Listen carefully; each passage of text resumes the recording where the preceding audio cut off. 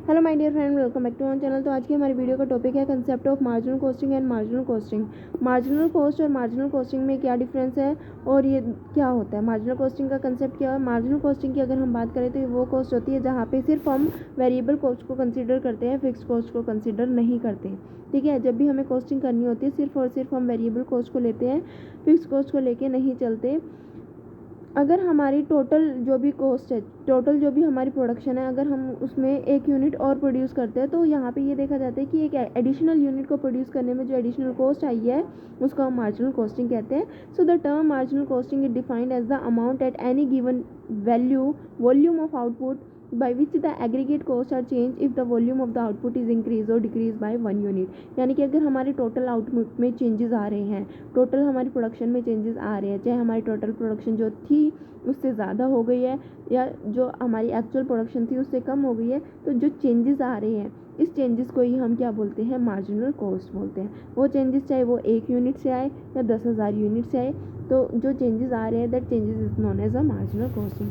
So a unit may be single article, batch of article or an order of an article। तो यहाँ पे हमने एक unit की बात की है, तो एक यूनिट में कुछ भी हो सकता है, चाहे वो सिंगल आर्टिकल हो सकता है, चाहे वो बैच ऑफ आर्टिकल हो सकता है या फिर एक ऑर्डरली प्रोडक्ट हो सकता है। तो it is the variable cost of 1 unit of a product और सर्विसेज। यहाँ पे सिर्फ और सिर्फ हम वेरिएबल कॉस्ट को कंसिडर करते हैं, फिक्स कॉस्ट को कंसिडर नहीं करते।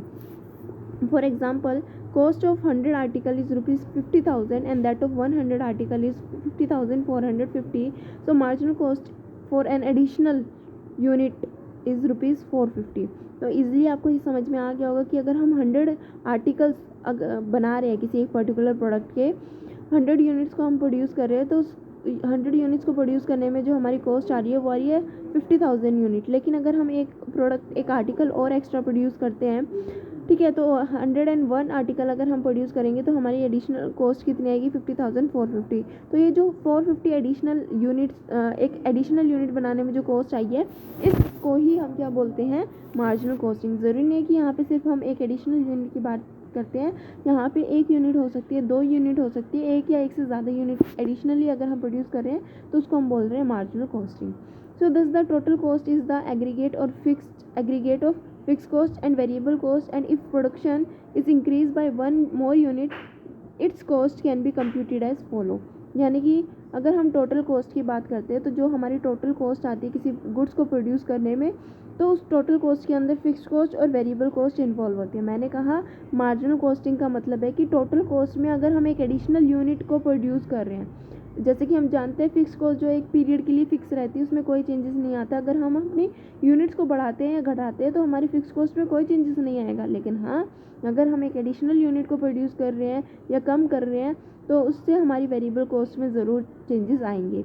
तो वही वेरिएबल कॉस्ट की हम बात करते हैं। तो यहाँ पे हम सिंपली ये भी कह सकते हैं कि हमारी जो मार्जिनल कॉस्टिंग होती है वो किसकी इक्वल होगी, वेरिएबल कॉस्ट की इक्वल होगी। तो जैसे कि आप फॉर्मूला दे सकते हो कि total cost is equals to fixed cost plus variable cost.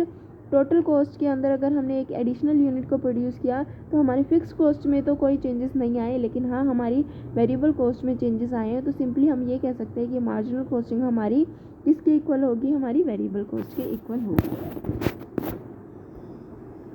अब यहाँ पे हम बात करते हैं मार्जिनल कॉस्टिंग की, तो क्या डेफिनेशन इसकी एक्चुअल में होती है। सो मार्जिनल कॉस्टिंग में be define as the ascertainment of the marginal cost and of the effect on profit of change in volume or type of output by differentiating between fixed cost and variable cost। concept of marginal costing is based on the behavior of the cost that vary with the production level।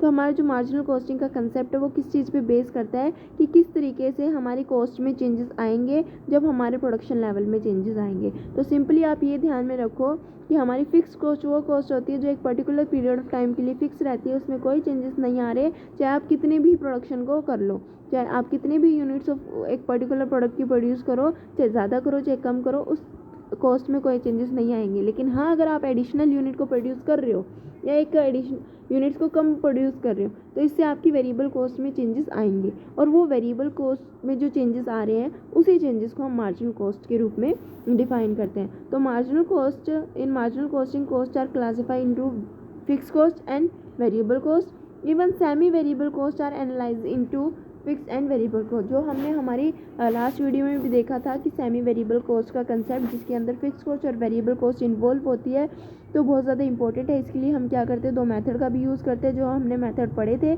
कि कौन से method का use करके हम हमारी semi variable cost को जो है वो सेपरेट कर सकते हैं फिक्स और वेरिएबल कॉस्ट में। क्योंकि जब भी हमें मार्जिनल कॉस्टिंग का कंसेप्ट करना होता है, जब भी हमें मार्जिनल कॉस्टिंग को कैलकुलेट करना होता है, तो सिर्फ हम वेरिएबल कॉस्ट को लेके चलते हैं, फिक्स कॉस्ट को हम लेके नहीं चलते। इसलिए बहुत ज़्यादा इंपॉर्टेंट है कि हम फिक्स कॉस्ट को और वेरिएबल कॉस्ट को सेपरेट कर लें, क्योंकि फिक्स कॉस्ट जो है हम ऑलरेडी ले चुके होते हैं, और ये जो फिक्स कॉस्ट होती है वो किस में से लेस होती है, कंट्रीब्यूशन में से। ठीक है, तो इसका एक फॉर्मूला है जिससे कि आप और अच्छे से क्लियरली समझ सकोगे, क्योंकि हमारी जो टोटल कॉस्ट होती है, ठीक है, वो उसके अंदर फिक्स कॉस्ट और वेरिएबल कॉस्ट इन्वॉल्व होती है। ठीक है, और जो हमारी टोटल सेल होती है उसमें से हम क्या करते हैं, हमारी वेरिएबल कॉस्ट को माइनस करेंगे। वेरिएबल कॉस्ट को माइनस करने पे हमारा कंट्रीब्यूशन आता है, और जो कंट्रीब्यूशन होता है, इस कंट्रीब्यूशन के अंदर हमारी दो चीज़ें होती है, एक तो आती है हमारी फिक्स कॉस्ट और एक आती है हमारी प्रॉफिट। ठीक है, जितनी ज़्यादा हमारी फिक्स कॉस्ट होगी उतना ही कम हमारा प्रॉफिट होगा। इसके बाद आता है हमारा marginal costing is equal to the increase in total variable cost, because within the existing production capacity, increase in variable 1 unit of production will cause an increase in variable cost only, so fixed cost remain same. So marginal costing, only variable costs are considered in calculating the cost of the product, while fixed costs are treated as period cost, which will be charged against the revenue of the period. Revenue generated from the excess of the sale over the variable cost is called contribution. तो वही जो मैंने आपको अभी कहा कि हमारी जो टोटल सेल होती है उसमें से जो हमारी प्रोडक्शन कॉस्ट होती है उसको हम माइनस करते हैं, उसके बाद जो निकलता है एक्सेस रेवेन्यू, उसको हम कंट्रीब्यूशन बोलते हैं, और इस कंट्रीब्यूशन को हम दो पार्ट में डिवाइड करते हैं, that is fix cost and profit. तो इसको हम मैथमेटिकली किस तरीके से कैलकुलेट कर सकते हैं, किस तरीके से मार्जिनल कॉस्टिंग को कैलकुलेट करते हैं, वो देखते हैं। ठीक है, तो फॉर्मूला है, टोटल सेल में से अगर हम वेरिएबल कॉस्ट को माइनस करेंगे तो कंट्रीब्यूशन आएगा, या फिर हम ये भी लिख सकते हैं कि sale is equals to variable cost plus contribution. ठीक है, अब अगर हम सेल में से वेरिएबल कॉस्ट को माइनस करते हैं, जैसे कि मैंने कहा था कंट्रीब्यूशन आएगा, फर्स्ट लाइन देख सकते हो। इसी कंट्रीब्यूशन को हमने दो पार्ट में डिवाइड किया, एक तो आता है हमारी फिक्स कॉस्ट और एक आता है हमारा प्रॉफिट और लॉस। यही है कि मान लो कंट्रीब्यूशन है हमारा 10,000 रुपये, ठीक है, और फिक्स कॉस्ट है हमारी 11,000 रुपये, तो इसका मतलब ये है कि कंपनी को 1,000 का लॉस हो गया, कंपनी को 1,000 अपनी जेब से भरने पड़े। लेकिन अगर कंट्रीब्यूशन है 11,000 का, फिक्स कॉस्ट आती है हमारी 10,000 की, इसका मतलब कंपनी को 1,000 रुपये का प्रॉफिट आ गया। ठीक है, सो कंट्रीब्यूशन किसके इक्वल होता है, फिक्स कॉस्ट प्लस प्रॉफिट के। So simply for example selling price of a product is ₹30 per unit and it's variable cost is ₹20। So contribution क्या बचा हमारा, कंट्रीब्यूशन बचा 10 रुपये, और ये 10 रुपये टोटल प्रॉफिट नहीं है कंपनी का। इसमें से कंपनी क्या करेगी, अपनी फिक्स कॉस्ट को माइनस करेगी, जो भी बिल्डिंग को यूज़ करने पे रेंट पे कर रही है, ठीक है, जो भी लाइटिंग वगैरह का खर्चा आ रहा है, जो भी फिक्स कॉस्ट है कंपनी उसमें से पहले डिडक्ट करेगी, उसके बाद जो है कंपनी का प्रॉफिट निकल के आएगा। ठीक है, तो ये थी आज की हमारी वीडियो। आई होप सभी को जो है कंसेप्ट अच्छे से क्लियर हो गया होगा, समझ में आ गया होगा क्या मार्जिनल कॉस्ट है, मार्जिनल कॉस्टिंग क्या होती है, यही होती है। तो वीडियो अच्छी लगी तो लाइक शेयर सब्सक्राइब करना मत भूलना। Thanks for watching.